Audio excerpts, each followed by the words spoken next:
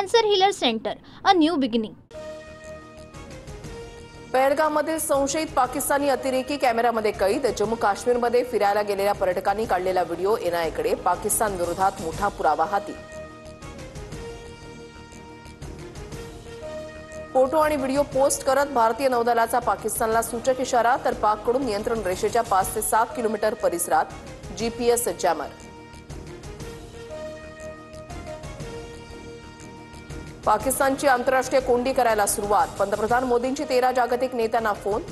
30हून अधिक देशांच्या राजदूतांशी अधिकाऱ्यांच्या बैठका. पहलगाम हल्ल्यातील संशयित दहशतवाद्यांना सैन्याचा दणका. आतापर्यंत जम्मू काश्मीरमधील 6 दहशतवाद्यांची 7 घरं जमीनदोस्त. भारताने पाकिस्तानींना दिलेला अल्टिमेटम काही तासात संपणार. अटारी बॉर्डरवर पाकिस्तानी नागरिकांच्या वाहनांच्या रांगा. आतापर्यंत 191 जणांनी भारत सोडला तर 287 भारतीय मायदेशात परतले.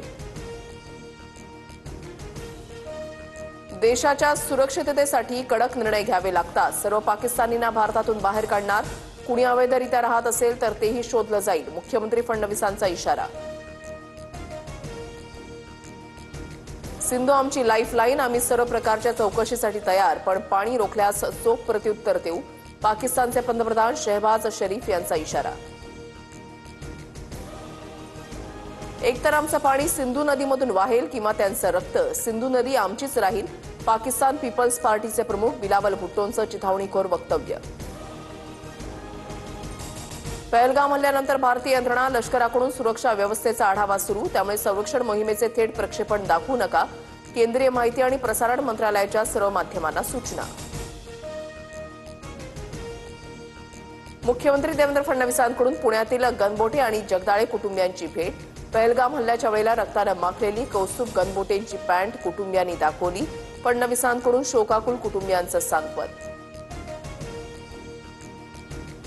एल्फिस्टन पूल तोडकामाला 2 दिवसांची स्थगिती. नागरिकांकडून तुर्तास आंदोलन मागे. सोमवारी चर्चेसाठी बैठक आयोजित करण्याची एमएमआरडीएच्या अधिकाऱ्यांची माहिती.